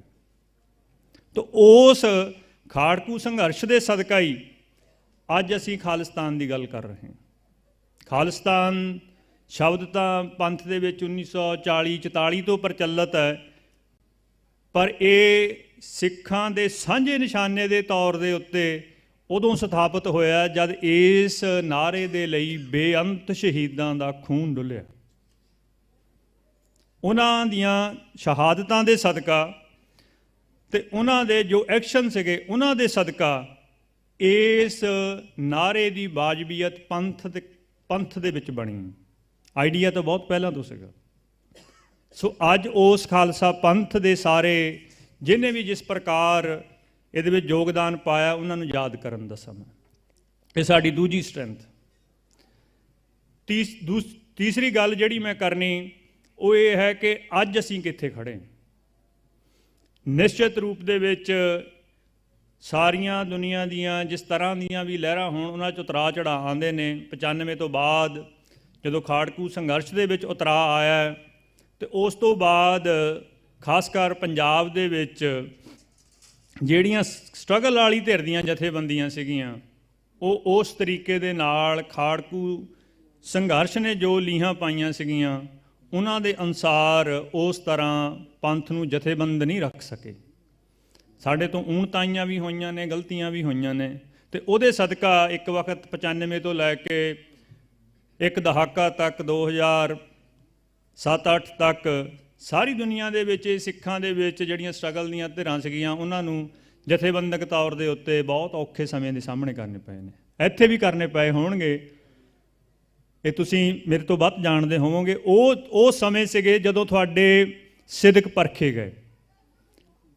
ਜਿਸ ਵਕਤ ਬਾਜੀ ਪੁੱਠੀ ਪੈਂਦੀ ਆ ਉਸ ਵਕਤ ਪਤਾ ਲੱਗਦਾ ਚੜ੍ਹਦੀ ਕਲਾ ਵੇਲੇ ਤਾਂ ਸਾਰੇ ਹੀ ਨਾਲ ਹੁੰਦੇ ਨੇ, ਅਤੇ ਜਦੋਂ ਉਸ ਵਕਤ ਜਦੋਂ ਸੰਘਰਸ਼ 'ਚ ਉੱਥੇ ਢਿੱਲ ਆਈ ਉਦੋਂ ਪਤਾ ਲੱਗਾ ਵੀ ਅਸਲ ਖੜਨ ਵਾਲਾ ਕਿਹੜਾ ਸੀਗਾ ਅਤੇ ਪਾਵਰ ਮਾਨਣ ਵਾਲੇ ਇਹਦੇ ਨਾਂ ਦੇ ਉੱਤੇ ਕਿਹੜੇ ਸੀਗੇ। ਅਤੇ ਉਹ ਸਮੇਂ ਵੀ ਆਪਾਂ ਦੇਖੇ, ਉਹ ਔਖੇ ਸਮੇਂ ਵੀ ਪਾਤਸ਼ਾਹ ਨੇ ਆਪਣੀ ਕਿਰਪਾ ਦੇ ਨਾਲ ਲੰਘਾਏ। ਅਗਲੇ ਫੇਜ਼ ਆਏ 2007 ਤੋਂ ਬਾਅਦ, ਖਾਸ ਕਰਕੇ ਪੰਜਾਬ ਦੇ ਵਿੱਚ ਜਦੋਂ ਸਿਰਸੇ ਵਾਲੇ ਸਾਧ ਦੇ ਜੋ ਉਹਨੇ ਸਵਾਂਗ ਰਚਿਆ ਸੀਗਾ 10ਵੇਂ ਪਾਤਸ਼ਾਹ ਦਾ, ਉਸ ਤੋਂ ਬਾਅਦ ਉੱਥੇ ਪਹਿਲੀ ਵਾਰੀ ਵੱਡੇ ਲੈਵਲ 'ਤੇ ਕੰਸਿਸਟੈਂਟ ਇੱਕ ਮਾਸ ਮੂਵਮੈਂਟ ਖੜ੍ਹੀ ਜਿਹਦੇ ਸਦਕਾ ਸਭ ਤੋਂ ਪਾਵਰਫੁਲ ਪੋਲੀਟੀਕਲ ਜਿਹੜਾ ਡੇਰਾ ਸੀਗਾ ਉਹ ਪੰਜਾਬ 'ਚ ਖਤਮ ਹੋਇਆ। ਉਸ ਤੋਂ ਬਾਅਦ ਫਿਰ ਲਗਾਤਾਰ ਹੀ 12 'ਚ 14 'ਚ ਫਿਰ ਦੁਬਾਰਾ 14 'ਚ 15 'ਚ ਕਿਸਾਨੀ ਐਜੀਟੇਸ਼ਨ ਵੇਲੇ ਅਤੇ ਹੁਣ ਤੱਕ ਲਗਾਤਾਰ ਕਿਸੇ ਨਾ ਕਿਸੇ ਰੂਪ ਦੇ ਵਿੱਚ ਪੰਥ ਦਾ ਜਿਹੜਾ ਜਲਵਾ ਉਹ ਪਹਿਲਾਂ ਤੋਂ ਅੱਗੇ ਤੋਂ ਉੱਪਰ ਜਾਂਦਾ ਗਿਆ, ਬੁਲੰਦ ਹੋਇਆ ਬਹੁਤ। ਸੋ ਇਹ ਇੱਕ ਹਾਲਾਤ ਹੈ ਜਿੱਥੇ ਅੱਜ ਅਸੀਂ ਖੜ੍ਹੇ ਹਾਂ। ਇੱਕ ਚੜ੍ਹਾਅ ਤੋਂ ਬਾਅਦ ਉਤਰਾਅ ਅਤੇ ਉਤਰਾਅ ਤੋਂ ਬਾਅਦ ਦੁਬਾਰਾ ਪੰਥਕ ਤੌਰ 'ਤੇ ਚੜ੍ਹਾਅ 'ਚ। ਅਤੇ ਜਿਹੜੀ ਚੌਥੀ ਗੱਲ ਮੈਂ ਕਰਨੀ ਉਹ ਇਹ ਕਿ ਓਵਰਆਲ ਹਾਲਾਤ ਜਿਸ ਦੇ ਵਿੱਚ ਅੱਜ ਅਸੀਂ ਖੜ੍ਹੇ ਹਾਂ ਉਹ ਜਿੰਨੇ ਅੱਜ ਸਾਡੇ ਲਈ ਮੁਆਫਕ ਨੇ ਸਾਡੇ ਪੰਥਕ ਨਿਸ਼ਾਨਿਆਂ ਨੂੰ ਪ੍ਰਾਪਤ ਕਰਨ ਲਈ, ਉਨੇ ਪਿਛਲੇ ਸਾਰੇ ਸਮੇਂ ਦੇ ਵਿੱਚ 1849 ਤੋਂ ਬਾਅਦ ਮੈਂ ਕਹਿ ਸਕਦਾ ਕਿ ਇੰਨੇ ਮੁਆਫਕ ਕਦੇ ਨਹੀਂ ਰਹੇ। ਅੱਗੇ 19ਵੀਂ ਸਦੀ 20ਵੀਂ ਸਦੀ ਦੇ ਵਿੱਚ ਜਿਹੜੀ ਪਾਵਰ ਦੀ ਸਟਰਗਲ ਹੈ ਉਹ ਯੂਰਪੀਅਨ ਪਾਵਰ 'ਚ ਹੀ ਰਹੀ। ਅਤੇ ਇਹ ਫਸਟ ਟਾਈਮ ਹੈ ਕਿ ਜਿਹੜੀ ਪਾਵਰ ਸਟਰਗਲ ਹੈ ਉਹ ਯੂਰਪੀਅਨ ਵਰਸਸ ਏਸ਼ੀਅਨ ਸਟਰਗਲ 'ਚ ਹੈ। ਇਹ ਪਹਿਲੀ ਵਾਰੀ ਹੋ ਰਿਹਾ। ਅਤੇ ਇਸ ਦੇ ਸਦਕਾ ਚਾਹੇ ਉਹ European power the belt and road initiative ਹੈ, ਚਾਹੇ ਵੈਸਟਰਨ ਪਾਵਰ ਦੀ ਸਾਊਥ ਇੰਡੋ ਪੈਸੀਫਿਕ ਸਟ੍ਰੈਟਜੀ ਆ, ਦੋਨਾਂ ਦੇ ਵਿੱਚ ਹੀ ਪੰਜਾਬ ਹੈ ਜਿਹੜਾ ਉਹ ਬਹੁਤ ਇੰਪੋਰਟੈਂਟ ਜਗ੍ਹਾ ਆਉਂਦਾ ਜਗ੍ਰਾਫੀਕਲੀ। ਅਤੇ ਉਸ ਦੇ ਸਦਕਾ ਅੱਜ ਸਿੱਖਾਂ ਦੀ ਸਾਰੀ ਜਗ੍ਹਾ ਪਹਿਲਾਂ ਨਾਲੋਂ ਵੱਧ ਅਹਿਮੀਅਤ ਹੈ, ਸਟੇਟ ਲੈਵਲ 'ਤੇ, ਮੀਡੀਆ ਲੈਵਲ 'ਤੇ, ਹਰ ਲੈਵਲ 'ਤੇ। ਅਤੇ ਇੰਡੀਆ ਦੇ ਵਿੱਚ ਵੀ ਸਿੱਖ ਜੋ ਸਿੱਖਾਂ ਦਾ ਪਿਛਲਾ ਅਮਲ ਰਿਹਾ ਪਿਛਲੇ ਕੁਛ ਇੱਕ ਦਹਾਕੇ ਤੋਂ, ਚਾਹੇ ਸੌਫਟ ਪਾਵਰ ਸਿੱਖਾਂ ਨੇ ਕ੍ਰੀਏਟ ਕੀਤੀ, ਚਾਹੇ ਐਜੀਟੇਸ਼ਨ ਦੀ ਹਾਰਡ ਪਾਵਰ ਕ੍ਰੀਏਟ ਕੀਤੀ, ਉਹਦੇ ਸਦਕਾ ਇੰਡੀਆ ਦੇ ਵਿੱਚ ਜਿਸ ਕਿਸੇ ਨੇ ਵੀ ਬ੍ਰਹਿਮਨਿਜ਼ਮ ਦੇ ਖਿਲਾਫ ਲੜਨਾ, ਜਿਸ ਕਿਸੇ ਨੇ ਵੀ ਦਿੱਲੀ ਤਖਤ ਦੀ ਸੈਂਟਰਲਾਈਜੇਸ਼ਨ ਦੀ ਪਾਲਿਸੀ ਦੇ ਖਿਲਾਫ ਲੜਨਾ, ਜਿਸ ਕਿਸੇ ਨੇ ਵੀ ਇੰਡੀਆ ਦੇ ਜਿਹੜੇ ਕਲਚਰਲ ਨੈਸ਼ਨਲਿਜ਼ਮ ਨੇ ਉਹਦੇ ਖਿਲਾਫ ਲੜਨਾ, ਜਿਸ ਕਿਸੇ ਨੇ ਵੀ ਇੰਡੀਆ ਦੇ ਜੋ ਵੀ ਇਹ ਕੈਪੀਟਲਿਸਟ ਕਰਾਉਨੀ ਕੈਪੀਟਲਿਜ਼ਮ ਉੱਥੇ ਚੱਲ ਪਿਆ ਉਹਦੇ ਖਿਲਾਫ ਲੜਨਾ, ਉਹਨਾਂ ਸਾਰਿਆਂ ਨੂੰ ਹੀ ਪਤਾ ਕਿ ਸਿੱਖ ਨੇ ਇੱਕ ਜਿਨ੍ਹਾਂ ਦੇ ਰਾਹੀਂ ਇਹ ਸਾਰੀ ਸਟਰਗਲ ਲੜੀ ਜਾ ਸਕਦੀ। ਸੋ ਐਨੀ ਸਟਰੈਂਥ, ਐਨੀ ਤੁਹਾਡੀ ਅਹਿਮੀਅਤ ਸਿੱਖਾਂ ਦੀ ਤੇ ਪੰਜਾਬ ਦੀ ਪਿਛਲੇ 200 ਸਾਲ ਦੇ ਵਿੱਚ ਕੰਬਾਈਨਡ ਇਸ ਤਰ੍ਹਾਂ ਨਸ ਕਦੇ ਬਣੀ। ਸੋ ਹੁਣ ਇਸ ਸਥਿਤੀ ਤੋਂ ਅਸੀਂ ਆਪਣੇ ਨਿਸ਼ਾਨਿਆਂ ਦੇ ਵੱਲ ਨੂੰ ਕਿੰਨਾ ਕੁ ਹੋਰ ਵਧਣਾ, ਇਹ ਸਾਡੇ ਲਈ ਭਵਿੱਖ ਦੀ ਸਭ ਤੋਂ ਅਹਿਮ ਗੱਲ ਹੋਣੀ ਚਾਹੀਦੀ। ਤੇ ਉਹਦੇ ਲਈ ਮੈਂ 1-2 ਮਿੰਟ ਕਹਿ ਕੇ ਖਿਮਾ ਮੰਗਣੀ। ਉਸ ਸਥਿਤੀ ਦੇ ਲਈ ਸਿੱਖਾਂ ਨੂੰ ਇੱਕ ਸਮਝਣ ਦੀ ਲੋੜ ਹੈ ਕਿ ਸਿੱਖ ਹੁਣ ਗਲੋਬਲ ਕਮਿਊਨਿਟੀ ਨੇ। ਸਿੱਖ ਇੱਕ ਲੋਕਲਾਈਜ਼ਡ ਪੰਜਾਬ 'ਚ ਰਹਿਣ ਵਾਲੀ ਕਮਿਊਨਿਟੀ ਨਹੀਂ ਹਨ। ਸਿੱਖਾਂ ਨੂੰ ਆਪਣੇ ਜਿੰਨੇ ਵੀ ਪਲੇਟਫਾਰਮਸ ਨੇ, ਚਾਹੇ ਉਹ ਪੰਜਾਬ ਤੋਂ ਬਾਹਰ ਇੰਡੀਆ 'ਚ ਨੇ ਤੇ ਚਾਹੇ ਇੰਡੀਆ ਤੋਂ ਬਾਹਰ ਸਾਰੀ ਦੁਨੀਆ 'ਚ ਨੇ, ਉਹਨਾਂ ਸਾਰਿਆਂ ਨੂੰ ਕਿਸ ਤਰੀਕੇ ਦੇ ਨਾਲ ਪਰੋ ਕੇ ਸਿੱਖ ਇੱਕ ਗਲੋਬਲ ਕਮਿਊਨਿਟੀ ਦੇ ਤੌਰ ਦੇ ਉੱਤੇ ਆਪਣੇ ਆਪ ਨੂੰ ਇਵੋਲਵ ਕਰ ਸਕਦੇ ਆ, ਉਸ ਤੋਂ ਹੀ ਸਿੱਖਾਂ ਦਾ ਜਿਹੜਾ ਭਵਿੱਖ ਦਾ ਰਾਹ ਉਹ ਤੈਅ ਹੋਣਾ। ਤਾਂ ਇਸ ਦੇ ਲਈ ਮੈਂ ਸਮਝਣਾ ਕਿ ਜਿਹੜੇ ਦੇਸ਼ਾਂ ਦੇ ਵਿੱਚ ਸਿੱਖਾਂ ਦੀ ਗਿਣਤੀ ਜ਼ਿਆਦਾ ਆ, ਜਿਸ ਤਰ੍ਹਾਂ ਇੰਗਲੈਂਡ ਦੇ ਵਿੱਚ ਹੈ, ਕੈਨੇਡਾ 'ਚ ਹੈ, ਅਮਰੀਕਾ 'ਚ ਹੈ, ਜਾਂ ਆਸਟ੍ਰੇਲੀਆ 'ਚ ਵੀ ਕਾਫੀ ਹੋ ਗਈ ਹੈ ਨਵੇਂ ਸਿੱਖਾਂ ਦੀ, ਯੂਰਪ 'ਚ ਵੀ ਕਾਫੀ ਪੁਰਾਣੇ ਸਿੱਖ ਹੈਗੇ, ਇਹਨਾਂ ਸਾਰਿਆਂ ਦੇ ਲੈਵਲ ਤੋਂ ਕੋਈ ਗੱਲ ਸ਼ੁਰੂ ਹੋਣੀ ਚਾਹੀਦੀ। ਅਤੇ ਜਿਹੜੀ ਗੱਲ ਆਪਣੇ ਆਪ 'ਚ ਖੁਦ ਮੁਖਤਿਆਰ ਤੌਰ ਦੇ ਉੱਤੇ ਇੰਡੀਪੈਂਡੈਂਟਲੀ ਗੱਲ ਖੜ੍ਹੇ, ਸਟਰਕਚਰਸ ਖੜ੍ਹਨ। ਕਿਉਂਕਿ ਇੱਕ ਜਿਹੜਾ ਬਹੁਤ ਖਤਰਨਾਕ ਰੁਝਾਨ ਰਿਹਾ, ਜਿਹੜਾ ਹੁਣ ਸਾਨੂੰ ਮਾਫਕ ਨਹੀਂ ਹੈ, ਉਹ ਇਹ ਆ ਕਿ ਬਾਹਰ ਦੇ ਸਿੱਖਾਂ ਦੀ ਜਿੰਨੀ ਵੀ ਐਕਟੀਵਿਟੀ ਹੁੰਦੀ ਆ, ਉਹ ਪੰਜਾਬ 'ਚੋਂ ਕਿਸੇ ਨਾ ਕਿਸੇ ਇੱਕ ਸ਼ਖਸੀਅਤ ਜਾਂ ਜਥੇਬੰਦੀ ਦੇ ਪਿਛਲਗ ਬਣ ਕੇ ਹੁੰਦੀ ਹੈ। ਇਹ ਕੋਈ ਬਹੁਤੀ ਮਾਫਕ ਸਟ੍ਰੈਟਜੀ ਨਹੀਂ ਸਾਡੇ ਲਈ ਰਹੀ, ਕਿਉਂਕਿ ਪੰਜਾਬ ਦੇ ਵਿੱਚ ਅਲਟੀਮੇਟਲੀ ਜੋ ਵੀ ਉੱਥੇ ਸਟਰਕਚਰ ਚੱਲ ਰਿਹਾ, ਉਹ ਇੰਡੀਆ ਦੀ ਗਵਰਨਮੈਂਟ ਦੀ ਡੋਮੀਨੇਸ਼ਨ ਦੇ ਅੰਦਰ ਹੈ। ਕਿਸੇ ਨੂੰ ਅਹੁਦਿਆਂ ਦਾ ਲਾਲਚ ਪੈ ਜਾਂਦਾ, ਕਿਸੇ ਨੂੰ ਉਹਦੀ ਕੋਈ ਕਮਜ਼ੋਰੀ ਪਕੜ ਲੈਂਦੇ, ਉਹ ਜਿਹੜਾ ਕਿਸੇ ਤਰੀਕੇ ਅੜਿੱਕੇ ਨਾ ਆਏ ਉਹਨੂੰ ਜੇਲ੍ਹ 'ਚ ਪਾ ਦਿੰਦੇ। ਸੋ ਉਸ ਦੇ ਨਾਲ ਜੋ ਸਾਰੀ ਬਾਹਰ ਵਾਲੀ ਮੂਵਮੈਂਟ ਉਹ ਸੀਜ਼ ਹੋ ਜਾਂਦੀ। ਸੋ ਇੰਡੀਪੈਂਡੈਂਟ ਸਟਰਕਚਰਸ ਜਿਨ੍ਹਾਂ ਦੇ ਪੰਜਾਬ 'ਚ ਨੋ ਡਾਊਟ ਜਿਹੜੀਆਂ ਧਿਰਾਂ ਸਹੀ ਪੰਥ ਦੀ ਨੁਮਾਇੰਦਗੀ ਕਰਦੀਆਂ ਨੇ, ਉਹਨਾਂ ਨਾਲ ਕੋਆਰਡੀਨੇਸ਼ਨ ਹੋਣੇ ਚਾਹੀਦੇ ਨੇ। ਪਰ ਪੰਜਾਬ ਤੋਂ ਬਾਹਰ ਪੰਥਕ ਤੌਰ ਦੇ ਉੱਤੇ ਕੋਈ ਖੁਦ ਮੁਖਤਿਆਰ ਸਟਰਕਚਰਸ, ਨੈਟਵਰਕਸ, ਕੋਆਰਡੀਨੇਸ਼ਨ ਜੋ ਤੁਹਾਨੂੰ ਠੀਕ ਲੱਗੇ, ਕਿਉਂਕਿ ਉਹ ਬਾਹਰਲੇ ਸਿੱਖਾਂ ਨੇ ਕਰਨਾ, ਉਹਦੇ ਵੱਲ ਤਵੱਜੋ ਦੇਣੀ ਬਣਦੀ। ਅਤੇ ਆਖਰੀ ਗੱਲ ਜਿਹੜੀ ਮੈਂ ਕਰਨੀ ਉਹ ਇਹ ਆ ਕਿ ਜਿੱਥੇ ਇੰਨੇ ਸਾਰੇ ਮੌਕੇ ਮੈਂ ਗਿਣਾਏ ਨੇ, ਅਤੇ ਉੱਥੇ ਥ੍ਰੈਟਸ ਵੀ ਨੇ। ਇੱਕ ਥ੍ਰੈਟ ਸਾਨੂੰ ਸਮਝ ਆਉਂਦੀ ਆ, ਜਿਹੜੀ ਫਿਜ਼ੀਕਲ ਹੈ, ਉਹ ਸਾਨੂੰ ਸਾਰਿਆਂ ਨੂੰ ਬਹੁਤ ਸੌਖਿਆਂ ਸਮਝ ਆਉਂਦੀ। ਉਹ ਖਾੜਕੂ ਮੂਵਮੈਂਟ ਵੇਲੇ ਆਪਾਂ ਦੇਖਿਆ, ਉਸ ਤੋਂ ਬਾਅਦ ਲੋਕ ਭੁੱਲ ਗਏ ਸੀਗੇ ਵੀ ਸਾਨੂੰ ਸ਼ਾਇਦ ਫਿਜ਼ੀਕਲ ਥ੍ਰੈਟ ਵੀ ਹੈ। ਮਈ 22 ਤੋਂ ਮੈਂ ਇਹ ਕਹਿ ਸਕਦਾ ਪਬਲਿਕਲੀ ਕਿ ਮਈ 22 ਤੋਂ ਸਾਨੂੰ ਜਿੰਨੀ ਕੁ ਜਾਣਕਾਰੀ ਪੰਜਾਬ ਸੀਗੀ, ਉਹ ਸੀਗੀ ਕਿ ਹੁਣ ਦੁਬਾਰਾ ਤੋਂ ਅਸੈਸੀਨੇਸ਼ਨ ਅਟੈਂਪਟਸ ਹੋਣਗੀਆਂ। ਅਤੇ ਉਹਦੇ ਵਿੱਚ ਜਿੰਨਾ ਮੈਨੂੰ ਪਤਾ ਲੱਗਿਆ ਕਿ ਕੈਨੇਡਾ ਦੇ ਵਿੱਚ ਵੀ 5-6 ਸਿੰਘ ਸੀਗੇ, ਅਮਰੀਕਾ 'ਚ ਵੀ 5-6 ਸਿੰਘ ਸੀਗੇ, ਉਹ 'ਚ ਇੰਡੀਆ 'ਚ ਵੀ ਸੀਗੇ, ਇੰਡੀਆ 'ਚ ਹੁਣ ਵੀ ਹਨ। ਉਹ ਲਿਸਟਾਂ ਮਿਟ ਨਹੀਂ ਗਈਆਂ ਹਨ। ਤਾਂ ਉਹ ਥ੍ਰੈਟਸ ਸਾਨੂੰ ਛੇਤੀ ਸਮਝ ਆਉਂਦੇ ਨੇ। ਅਤੇ ਜਿਹੜੀ ਕੁਛ ਇਹ ਸੰਭਾਵਨਾਵਾਂ ਦੀ ਆਪਾਂ ਗੱਲ ਕਰਦੇ ਰਹੇ ਹਾਂ, ਉਹਨਾਂ 'ਤੇ ਆਪਾਂ ਉਨਾ ਟਾਈਮ ਤਵੱਜੋ ਨਹੀਂ ਦਿੱਤੀ ਜਿੰਨਾ ਟਾਈਮ ਤੱਕ ਫਿਜ਼ੀਕਲ ਅਸੀਂ ਅਟੈਕ ਦੇ ਅੰਡਰ ਨਹੀਂ ਆਏ। ਸਾਨੂੰ ਇਸ ਤੋਂ ਅੱਗੇ ਜਾਣਾ ਪੈਣਾ ਕਿ ਫਿਜ਼ੀਕਲ ਅਟੈਕ ਜਿਹੜਾ ਬਹੁਤ ਮੋਟਾ ਦਿਸ ਜਾਂਦਾ, ਉਸ ਤੋਂ ਪਹਿਲਾਂ ਬਹੁਤ ਸਾਰੇ ਅਟੈਕ ਜਿਹੜੇ ਮਨੋਵਿਗਿਆਨਕ ਚੱਲ ਰਹੇ ਹੁੰਦੇ, ਉਹ ਜ਼ਿਆਦਾ ਸਮਝਣ ਦੀ ਲੋੜ। ਅਤੇ 2 ਚੀਜ਼ਾਂ ਨੇ ਜਿਹੜੀਆਂ ਸਾਨੂੰ ਥ੍ਰੈਟ ਦੇ ਤੌਰ ਤੇ ਸਮਝਣ ਦੀ ਲੋੜ ਹੈ। ਪਹਿਲੀ ਇਹ ਕਿ ਇਸ ਵਕਤ ਦੁਨੀਆ ਦੇ ਵਿੱਚ ਜਿਹੜੀ ਸਭ ਤੋਂ ਵੱਡੀ ਥ੍ਰੈਟ ਮੰਨੀ ਜਾਂਦੀ ਆ, ਉਹ ਡਿਸਇਨਫੋਰਮੇਸ਼ਨ ਅਤੇ ਮਿਸਇਨਫੋਰਮੇਸ਼ਨ ਦੀ। ਗਲੋਬਲੀ ਇਹ ਮੰਨਿਆ ਜਾਂਦਾ ਕਿ ਕਲਾਈਮੇਟ ਚੇਂਜ ਹੈ, ਇਹਦੀ ਇੱਕ ਬਹੁਤ ਵੱਡੀ ਥ੍ਰੈਟ ਹੈ, ਨਿਊਕਲੀਅਰ ਵਾਰ ਦੀ ਬਹੁਤ ਵੱਡੀ ਥ੍ਰੈਟ ਹੈ। ਇਹ ਕੁਝ ਸਮੇਂ ਬਾਅਦ ਵਾਪਰਨ ਵਾਲੀਆਂ ਨੇ, ਬਟ ਨਾਰਮਲੀ ਜਿਹੜੀ ਮਿਸਇਨਫੋਰਮੇਸ਼ਨ ਅਤੇ ਡਿਸਇਨਫੋਰਮੇਸ਼ਨ ਦੀ ਵਾਰ ਹੈ, ਉਹ ਲਗਾਤਾਰ ਹੀ ਚੱਲ ਰਹੀ ਹੈ। ਅਤੇ ਉਹ ਸੋਸ਼ਲ ਮੀਡੀਆ ਦੇ ਡਿਜੀਟਲ ਪਲੇਟਫਾਰਮ ਦੇ ਰਾਹੀਂ ਹੁੰਦੀ ਹੈ। ਅਤੇ ਜਿਹੜੀ ਉਹ ਵਾਰ ਦੁਨੀਆ ਦੀਆਂ ਸਭ ਤੋਂ ਸਟਰੋਂਗ ਸਟੇਟਸ ਦੇ ਕੋਲੋਂ, ਜਿਨ੍ਹਾਂ ਨੇ ਇਹ ਚੀਜ਼ਾਂ ਪੈਦਾ ਕੀਤੀਆਂ, ਉਹਨਾਂ ਕੋਲ ਵੀ ਰੁਕ ਨਹੀਂ ਰਹੀ ਹੈ। ਇੰਗਲੈਂਡ 'ਚ ਤੁਸੀਂ ਦੇਖਿਆ ਹੋਣਾ ਪਿਆ, ਅਤੇ ਹੁਣੇ ਦੰਗੇ ਹੋ ਕੇ ਹਟੇ ਨੇ, ਉਹ ਡਿਸਇਨਫੋਰਮੇਸ਼ਨ ਵਾਰ ਦਾ ਸਿੱਟਾ ਸੀਗੇ। ਬ੍ਰੈਗਜ਼ਿਟ ਹੋਇਆ, ਉਹਦੇ ਵਿੱਚ ਕਿੱਦਾਂ ਫੌਰਨ ਦਖਲ ਸੀਗਾ, ਅਮਰੀਕਾ ਦੀ ਇਲੈਕਸ਼ਨ ਦੇ ਵਿੱਚ ਕਿਸ ਤਰੀਕੇ ਦਾ ਫੌਰਨ ਦਖਲ ਸੀਗਾ।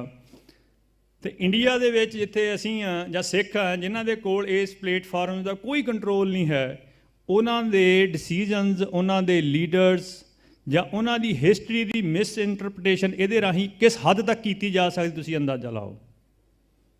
ਮੈਂ ਬਿਲਕੁਲ ਇਹ ਕਹਿ ਸਕਦਾ ਕਿ ਮੈਂ ਆਪਣੀ ਜ਼ਿੰਦਗੀ ਦੇ ਪਿਛਲੇ 20-25 ਸਾਲ ਖਾੜਕੂ ਮੂਵਮੈਂਟ ਦੇ, ਜਿਨ੍ਹਾਂ ਨੇ ਸਭ ਤੋਂ ਲੰਬਾ ਸਮਾਂ ਖਾੜਕੂ ਮੂਵਮੈਂਟ ਦੇ ਵਿੱਚ ਮੂਵਮੈਂਟ ਵੇਲੇ ਐਕਟਿਵ ਰਹੇ ਜਾਂ ਹੁਣ ਤੱਕ ਖੜ੍ਹੇ ਨੇ, ਜਿਹੜੇ ਰੁਕੇ ਨਹੀਂ ਹਨ, ਝੁਕੇ ਨਹੀਂ ਹਨ, ਭਾਈ ਦਲਜੀਤ ਸਿੰਘ ਜੀ, ਪ੍ਰੋਫੈਸਰ ਦਵਿੰਦਰਪਾਲ ਸਿੰਘ ਭੁੱਲਰ ਜਾਂ ਲਾਲ ਸਿੰਘ ਹੁਣਾਂ ਨਾਲ ਬਿਤਾਏ ਨੇ, ਉਹਨਾਂ ਦੀਆਂ ਜੋ ਖਾੜਕੂ ਮੂਵਮੈਂਟ ਦੇ ਬਾਰੇ ਵਿਆਖਿਆ, ਜੋ ਘਟਨਾਵਾਂ ਦੇ ਬਾਰੇ ਵਿਆਖਿਆ, ਜੋ ਬੰਦਿਆਂ ਦੇ ਬਾਰੇ ਗੱਲਬਾਤ, ਉਸ ਤੋਂ ਬਿਲਕੁਲ ਉਲਟ ਚੀਜ਼ਾਂ ਸਾਰਿਆਂ ਦੇ ਬੈਠਿਆਂ ਜੀਂਦਿਆਂ ਜੀ ਸਥਾਪਿਤ ਕੀਤੀਆਂ ਜਾ ਰਹੀਆਂ। ਸਾਡੀ ਸਭ ਤੋਂ ਵੱਡੀ ਸਟਰੈਂਥ ਰਾਜ ਲੈਣ ਲਈ ਸਾਡੀ ਖਾੜਕੂ ਮੂਵਮੈਂਟ ਹੈ। ਖਾੜਕੂ ਮੂਵਮੈਂਟ ਦਾ ਇਕੱਲਾ ਨਿਸ਼ਾਨਾ ਖਾਲਿਸਤਾਨ ਨਹੀਂ, ਖਾੜਕੂ ਮੂਵਮੈਂਟ ਦੀ ਜੋ ਰਣਨੀਤੀ ਸੀਗੀ ਹਥਿਆਰਬੰਦ ਸੰਘਰਸ਼ ਦੀ, ਜੋ ਖਾੜਕੂ ਮੂਵਮੈਂਟ ਦੇ ਡਿਸੀਜਨ ਸੀਗੇ, ਐਕਸ਼ਨ ਸੀਗੇ, ਅਤੇ ਜੋ ਖਾੜਕੂ ਮੂਵਮੈਂਟ ਦੇ ਵੱਡੇ ਸ਼ਹੀਦ ਹੋਏ ਨੇ, ਉਹਨਾਂ ਸਾਰਿਆਂ ਦੇ ਬਾਰੇ ਭੰਬਲ ਭੂਸਾ, ਉਹਨਾਂ ਸਾਰਿਆਂ ਦੇ ਬਾਰੇ ਕਿਰਦਾਰਕੁਸ਼ੀ, ਡਿਸੀਜਨਸ ਦੇ ਉੱਤੇ ਕੁਐਸਚਨ ਮਾਰਕਸ, ਰਣਨੀਤੀ ਦੇ ਉੱਤੇ, ਇਹ ਸਾਰੀਆਂ ਚੀਜ਼ਾਂ ਵੈਸੇ ਹੀ ਨਹੀਂ ਕੀਤੀਆਂ ਜਾ ਰਹੀਆਂ ਜਾਂ ਵੈਸੇ ਹੀ ਨਹੀਂ ਹੁਣ ਪ੍ਰਮੋਟ ਹੋਣ ਲੱਗੀਆਂ। ਇਹ ਸਾਰੀਆਂ ਗੱਲਾਂ ਜਾਂ ਉਹ ਬੰਦੇ ਪਹਿਲਾਂ ਵੀ ਸੀਗੇ, ਬਟ ਪਿਛਲੇ 2-3 ਸਾਲ 4 ਸਾਲ ਤੋਂ ਤੁਸੀਂ ਇਹ ਪੈਟਰਨ ਦੇਖਿਆ ਹੋਣਾ ਕਿ ਇਹ ਬਹੁਤ ਵੱਡੇ ਲੈਵਲ 'ਤੇ ਚੱਲ ਰਿਹਾ। ਅਤੇ ਇਹ ਗੱਲ ਮੈਂ ਤੁਹਾਨੂੰ ਯਾਦ ਕਰਾਉਣੀ ਚਾਹੁੰਦਾ ਕਿ ਜੇ ਖਾੜਕੂ ਮੂਵਮੈਂਟ ਨੂੰ ਹੋਲਿਸਟਿਕਲੀ ਸਾਰੀਆਂ ਖਾੜਕੂ ਮੂਵਮੈਂਟ ਦੀਆਂ ਚੀਜ਼ਾਂ ਨੂੰ ਤੁਸੀਂ ਨਹੀਂ ਡਿਫੈਂਡ ਕਰੋਗੇ, ਜੇ ਤੁਹਾਡੀ ਖਾੜਕੂ ਮੂਵਮੈਂਟ ਹੀ ਧੁੰਦਲੀ ਹੋ ਗਈ, ਤੁਹਾਡੇ ਕੋਲ ਸਟਰਗਲ ਅੱਗੇ ਲੜਨ ਦੇ ਲਈ ਪਲੇਟਫਾਰਮ ਨਹੀਂ ਬਚਣਾ ਹੈ, ਉਹ ਤੁਹਾਡੇ ਪੈਰਾਂ ਥੱਲੋਂ ਖਿਸਕ ਜਾਣਾ। ਇਹ ਡਿਫੈਂਡ ਕਰਨਾ ਸਾਡਾ ਅੱਜ ਇੱਕ ਬਰਾਬਰ ਫਰਜ਼ ਹੈ। ਅਤੇ ਆਖਰੀ ਗੱਲ ਜਿਹੜੀ ਸਾਡੇ ਲਈ ਥ੍ਰੈਟ ਦੇ ਤੌਰ 'ਤੇ ਮੈਂ ਮੰਨਦਾ ਉਹ ਇਹ ਆ ਕਿ ਸਮੇਂ ਬਹੁਤ ਜਲਦੀ ਆ ਸਕਦੇ, ਜਿਸ ਤਰ੍ਹਾਂ ਈਵੈਂਟਸ ਹੋ ਰਹੀਆਂ। ਏਸ਼ੀਆ 'ਚ ਤੁਸੀਂ ਦੇਖਿਆ ਕਿ ਕਿਸ ਤਰ੍ਹਾਂ ਪਾਕਿਸਤਾਨ 'ਚ ਰਜੀਮ ਚੇਂਜ ਹੋਈ, ਬੰਗਲਾਦੇਸ਼ ਕਿੱਦਾਂ ਰਜੀਮ ਚੇਂਜ ਹੋਈ। ਜਿਸ ਗੱਲ ਕਰਕੇ ਆਪਾਂ ਪਹਿਲਾਂ ਖਤਾ ਖਾਧੀ ਉਹ ਇਹ ਸੀਗੀ ਕਿ 47 'ਚ ਸਾਡੇ ਕੋਲ ਲੀਡਰ ਇਵੋਲਵ ਕਰਨ ਦਾ ਕੋਈ ਮੈਕੈਨਿਜ਼ਮ ਨਹੀਂ ਸੀਗਾ। ਮਨਮਰਜ਼ੀ ਦੇ ਨਾਲ ਅੰਗਰੇਜ਼ਾਂ ਨੇ ਆਪਣੇ ਲੀਡਰ, ਗੋਲ ਮੇਜ਼ ਜਿਹੜੀਆਂ ਕਾਨਫਰੰਸਾਂ ਹੋਈਆਂ, ਉਹਨਾਂ ਨੇ ਆਪਣੀ ਮਰਜ਼ੀ ਨਾਲ ਚੁਣੇ। ਸਿੱਖਾਂ ਕੋਲ ਕਲੈਕਟਿਵ ਡਿਸੀਜਨ ਮੇਕਿੰਗ ਦਾ ਕੋਈ ਮੈਕੈਨਿਜ਼ਮ ਨਹੀਂ ਸੀਗਾ। ਸਿੱਖਾਂ ਕੋਲ ਆਰਗੇਨਾਈਜ਼ ਹੋਣ ਦਾ ਆਪਣਾ ਕੋਈ ਮੈਕੈਨਿਜ਼ਮ ਨਹੀਂ ਸੀਗਾ ਜਿਹੜਾ ਉਹਨਾਂ ਦਾ ਆਪਣਾ ਹੋਏ। ਇਹ 3 ਚੀਜ਼ਾਂ ਸਿੱਖਾਂ ਨੂੰ ਕ੍ਰੀਏਟ ਕਰਨੀਆਂ ਪੈਣੀਆਂ ਨੇ, ਇਵੋਲਵ ਕਰਨੀਆਂ ਪੈਣੀਆਂ ਨੇ। ਏਸ਼ੀਆ ਦੇ ਵਿੱਚ ਜਿਹੜੀਆਂ ਸਟਰਗਲਾਂ ਲੰਬੀਆਂ ਲੜੀਆਂ ਗਈਆਂ ਨੇ, ਚਾਹੇ ਅਫਗਾਨਾਂ ਦੀ ਚਾਹੇ ਨਾਗਿਆਂ ਦੀ, ਉਹਨਾਂ ਦੋਨਾਂ ਦੇ ਬਾਰੇ ਇਹ ਚੀਜ਼ ਬਹੁਤ ਖਾਸ ਹੈ ਕਿ ਉਹਨਾਂ ਨੇ ਇਹ 3 ਚੀਜ਼ਾਂ ਆਪਣੀਆਂ ਲੀਡਰ ਇਵੋਲਵ ਕਰਨ ਦੀ, ਡਿਸੀਜਨ ਮੇਕਿੰਗ ਦੀ ਅਤੇ ਆਰਗੇਨਾਈਜ਼ ਹੋਣ ਦੀ ਆਪਣੇ ਟਰਡੀਸ਼ਨ 'ਚੋਂ ਲਿਆਂਦੀਆਂ ਨੇ, ਨਾ ਕਿ ਵੈਸਟਰਨ। ਸੋ ਮਹਾਰਾਜ ਕਿਰਪਾ ਕਰਨ ਇਹ ਸਾਰੀਆਂ ਜਿਹੜੀਆਂ ਸੰਭਾਵਨਾਵਾਂ ਨੇ ਇਹ ਹਕੀਕਤ 'ਚ ਬਦਲਣ। ਇਹਨਾਂ ਸਾਰੀਆਂ ਊਣਤਾਈਆਂ ਨੂੰ, ਇਹਨਾਂ ਸਾਰੇ ਖਤਰਿਆਂ ਨੂੰ ਅਸੀਂ ਆਪਣੀ ਲਿਆਕਤ ਦੇ ਸਦਕਾ, ਮਹਾਰਾਜ ਦੀ ਕਿਰਪਾ ਦੇ ਸਦਕਾ ਹੱਲ ਕਰ ਸਕੀਏ। ਅਤੇ ਇਹ ਜੋ ਸਾਡੇ ਸ਼ਹੀਦਾਂ ਦਾ ਸੁਪਨਾ ਹੈ, ਜਿਹੜਾ ਸੱਚ ਤਾਂ ਹੋਣਾ ਹੀ ਆ, ਸਾਡੇ ਸਮਿਆਂ 'ਚ ਸੱਚ ਹੋ ਜਾਏ, ਇਹਦੇ ਲਈ ਪਾਤਸ਼ਾਹ ਸਾਡੇ ਸਾਰਿਆਂ 'ਤੇ ਕਿਰਪਾ ਕਰਨ, ਆਪਣੇ ਦਰ ਘਰ ਦੀ ਸੇਵਾ ਬਖਸ਼ਿਸ਼ ਕਰਨ। ਵਾਹਿਗੁਰੂ ਜੀ ਕਾ ਖਾਲਸਾ, ਵਾਹਿਗੁਰੂ ਜੀ ਕੀ ਫਤਿਹ।